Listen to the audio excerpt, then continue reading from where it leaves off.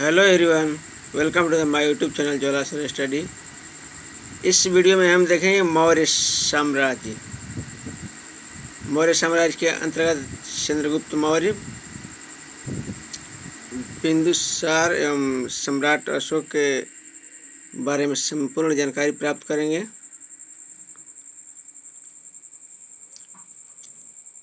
तो आइए शुरू करते हैं। सबसे पहला प्रश्न है, मौर्य साम्राज्य की स्थापना से पहले मगध का शासक कौन था और वह किस वंश का था? तो इसका उत्तर है घनानंद, जो कि नंद वंश का था। अगला प्रश्न है, मौर्य साम्राज्य की स्थापना किसने की थी? तो इसका उत्तर है चंद्रगुप्त मौर्य ने। तीसरा प्रश्न, चंद्रगुप्त मौर्य को मगध पर साम्राज्य की स्थापना में किसने मदद की थी? तो इसका उत्तर है चाणक्य ने। और चाणक्य कौन था? तो चंद्रगुप्त मौर्य का प्रधानमंत्री था। अगला प्रश्न है, चाणक्य को और किस नाम से जाना जाता था? तो इसका उत्तर है कौटिल्य। नेक्स्ट, चंद्रगुप्त मौर्य का संबंध किस वंश से था? तो इसका उत्तर है चंद्रगुप्त ब्राह्मण परंपरा के अनुसार वह शूद्र था, किंतु बुद्ध एवं जैन परंपरा के अनुसार वह क्षत्रिय था। अगला प्रश्न है, चाणक्य किस वर्ण का था? तो इसका उत्तर है ब्राह्मण। आठवां प्रश्न, मौर्य साम्राज्य की राजधानी कहाँ थी? तो इसका उत्तर है पाटलिपुत्र। नौवां प्रश्न, चाणक्य ने किस ग्रंथ की रचना की थी? तो इसने की थी अर्थशास्त्र। और 10वां प्रश्न, अर्थशास्त्र में किसका वर्णन मिलता है? तो मौर्य काल की राजनीतिक स्थिति एवं सरकार चलाने की कला का। अगला प्रश्न है, सेल्यूकस कौन था? तो सिकंदर महान का सेनापति एवं पश्चिमोत्तर भाग का शासक था। नेक्स्ट, मेगास्थनीज कौन था? तो मेगास्थनीज चंद्रगुप्त मौर्य के दरबार में सेल्यूकस का राजदूत था। 13वां प्रश्न है, मेगास्थनीज ने किस किताब की रचना की थी? तो ये की थी इंडिका की रचना, इंडिका पुस्तक की रचना की थी। नेक्स्ट क्वेश्चन, जूनागढ़ जो कि गुजरात में है, वहाँ स्थित सुदर्शन झील का निर्माण किसने करवाया था? तो इसका उत्तर है चंद्रगुप्त मौर्य ने।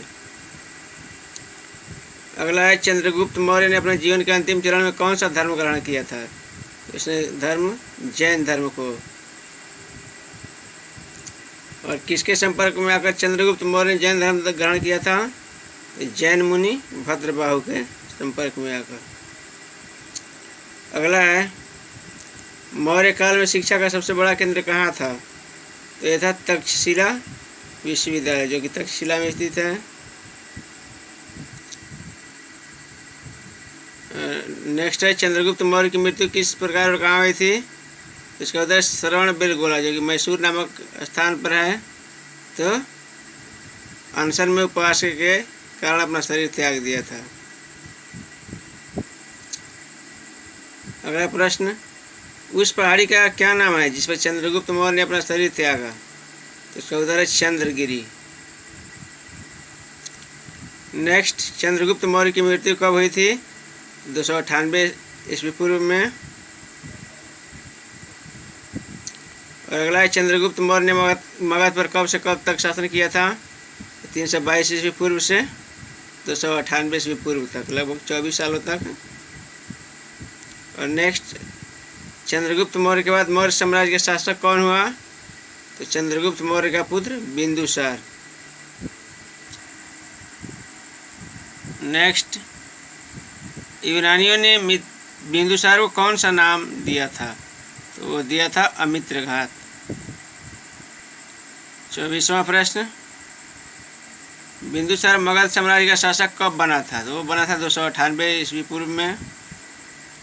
अमित्रघात का क्या अर्थ होता है? तो इसका उत्तर है शत्रु का नाश करने वाला। नेक्स्ट क्वेश्चन, बिंदुसार के कितने पुत्र थे? तो कहा जाए कि उसके 100 पुत्र थे और राजकुमार जो सुसीम था सबसे बड़ा था और उससे छोटा अशोक था। अगला प्रश्न है, बिंदुसार के शासनकाल में तक्षशिला का राज्यपाल शासक कौन था? तो बिंदुसार का बड़ा पुत्र राजकुमार सुसीम था। और बिंदुसार के शासनकाल में अशोक कहाँ का राज्यपाल शासक था? तो वो था उज्जैन का। नेक्स्ट है, बिंदुसार के शासनकाल में किस स्थान पर विद्रोह हुआ था और क्यों हुआ था? तो यह हुआ था तक्षशिला में, राजकुमार सुसीम के कुशासन के कारण। अगला है, बिंदुसार के समय तक्षशिला में हुए विद्रोह के दमन के लिए किसे भेजा गया था? तो अशोक को। और 31वां प्रश्न है, बिंदुसार ने सीरिया का राजा एंटियोकस से किस चीज़ की मांग की थी और उसका उत्तर क्या मिला था? तो बिंदुसार ने मीठी शराब, सूखा अंजीर और एक दार्शनिक भेजने का आग्रह किया था। सीरिया के शासक ने शराब और अंजीर भेज दिया था, किंतु दार्शनिक भेजने पर असमर्थता जाहिर की थी, क्योंकि यूनानी विधि के अनुसार दार्शनिकों का विक्रय वर्जित था। 32वां प्रश्न, बिंदुसार के शासनकाल में तक्षशिला में कितने विद्रोह हुए थे? तो 2 विद्रोह हुए थे। अगला है, बिंदुसार के शासनकाल में तक्षशिला में हुए दूसरे विद्रोह को दबाने के लिए किसे भेजा गया था? तो राजकुमार सुसीम को।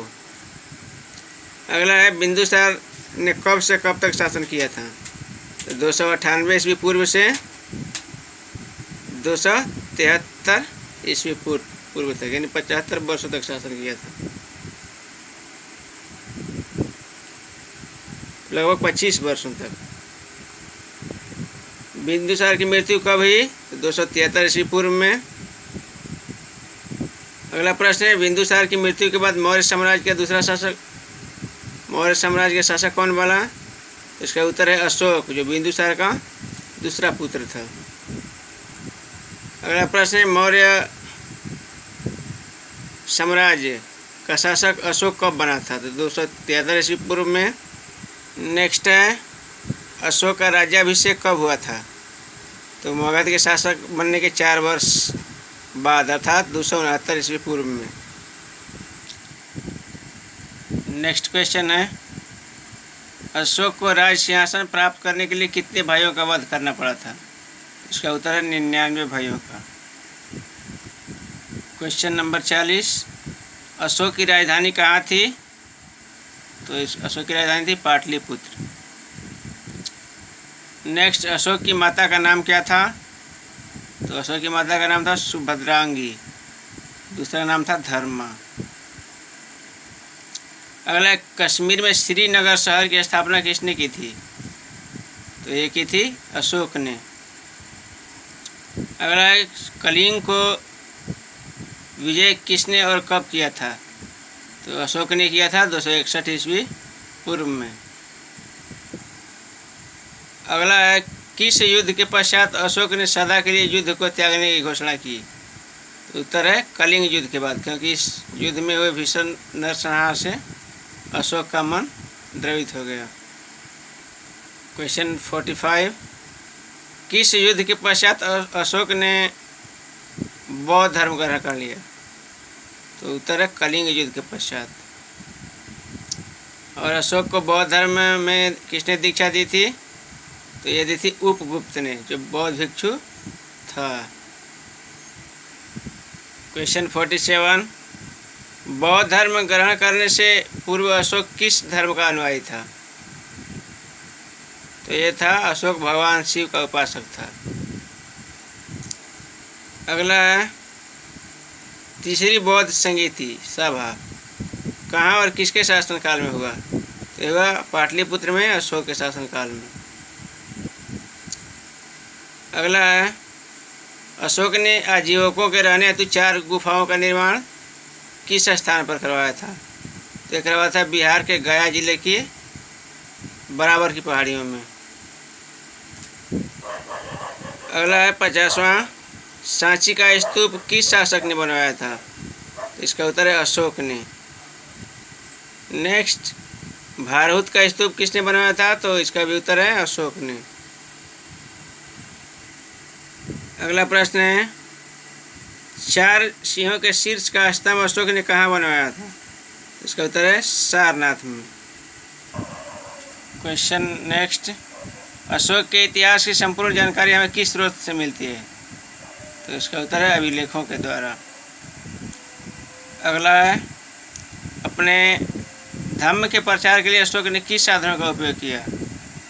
तो उसने विभिन्न स्थानों पर शिलाओं तथा स्तंभों द्वारा धर्म के विचारों को लिखवाया।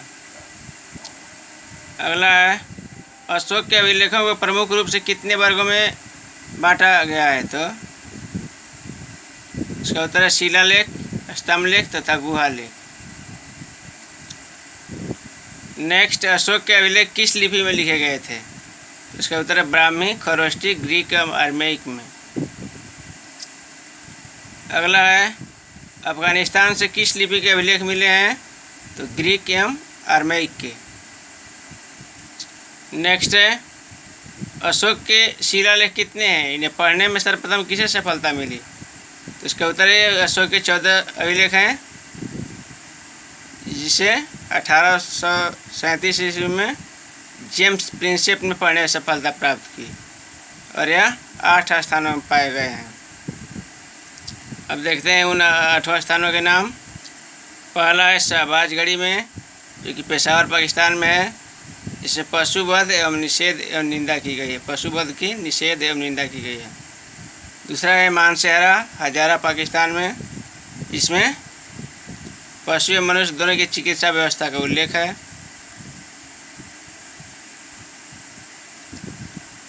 अगला गिरनार, जूनागढ़, जो काठियावाड़ में है। इसमें धम्म के धार्मिक नियमों का उल्लेख किया गया है। चौथा है धौली, जो कि पुरी जिला में है, उड़ीसा में। इसमें धर्म से संबंधित शेष नियमों का उल्लेख है। पांचवा है कालसी, देहरादून में। इसमें धम्म महापात्रों की नियुक्ति का उल्लेख है। छठा है जौगढ़, गंजाम, आंध्र प्रदेश में। इसमें आत्मनियंत्रण की शिक्षा दी गई है। सातवां है सोपारा, जो कि महाराष्ट्र के थाने जिले में है। इसमें अशोक की तीर्थ यात्राओं का उल्लेख है। आठवां एरागुड़ी, कुर्नूल, आंध्र प्रदेश में। इसमें अशोक की तीर्थ यात्रा का वर्णन है। अगला है लघु शिलालेखों की संख्या कितनी है और किन स्थानों पर पाए गए हैं? इसका उत्तर है 13। लघु शिलालेखों की संख्या 13 है। इसमें मास्की, रायचूर, आंध्र प्रदेश में। भबरू, बैराट, जयपुर, राजस्थान में। एरागुड़ी, कुर्नूल, आंध्र प्रदेश में। ब्रह्मगिरी, कर्नाटक। सिद्धपुर, कर्नाटक और सासाराम, बिहार में। गुर्जरा, दतिया, मध्य प्रदेश में। गोबीमठ, मैसूर, कर्नाटक में। अरौरा, मिर्ज़ापुर, उत्तर प्रदेश में। रूपनाथ, जबलपुर, मध्य प्रदेश। राजूल, मंडीगिरी, कर्नूल, आंध्र प्रदेश। और 12वां जटिंग, रामेश्वर, ब्रह्मगिरी के पास, कर्नाटक। 13वां है पालकी गुंडू, जो मैसूर, कर्नाटक में है। अगला है अशोक के स्तंभ लेख कितने हैं और किन स्थानों पर पाए गए हैं? तो अशोक के स्तंभ लेख की संख्या 7 है। इसमें पहला तोपरा, हरियाणा के अम्बाला जिले के तोपरा में। यहाँ 2 शिलालेख मिले हैं। दूसरा है मेरठ, उत्तर प्रदेश में। तीसरा प्रयाग, उत्तर प्रदेश में। चौथा लौरिया, अरेराज, चंपारण, बिहार में। पांचवा लौरिया, नंदगढ़, चंपारण, बिहार में। और छठा है रामपुरवा, चंपारण, बिहार में। अगला प्रश्न है, अशोक ने मगध पर कब से कब तक शासन किया? तो इसका उत्तर है 273 ईस्वी पूर्व से 232 ईस्वी पूर्व तक। नेक्स्ट, मौर्य वंश का सबसे प्रतापी सम्राट कौन हुआ? तो अशोक।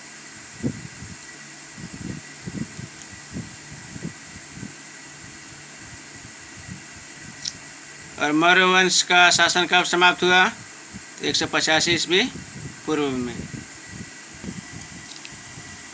तो इस वीडियो में बस इतना ही। इस वीडियो में हमने मौर्य साम्राज्य, इसमें चंद्रगुप्त मौर्य, बिंदुसार एवं सम्राट अशोक के बारे में संपूर्ण जानकारी प्राप्त की। तो यह video UPSC, BPSC, TET, CTET तथा सभी तरह की प्रतियोगी परीक्षाओं के लिए बहुत ही महत्वपूर्ण है। इसी तरह के और वीडियो देखने के लिए हमारे YouTube channel Jwala sir study को सब्सक्राइब करें। वीडियो देखने के लिए धन्यवाद।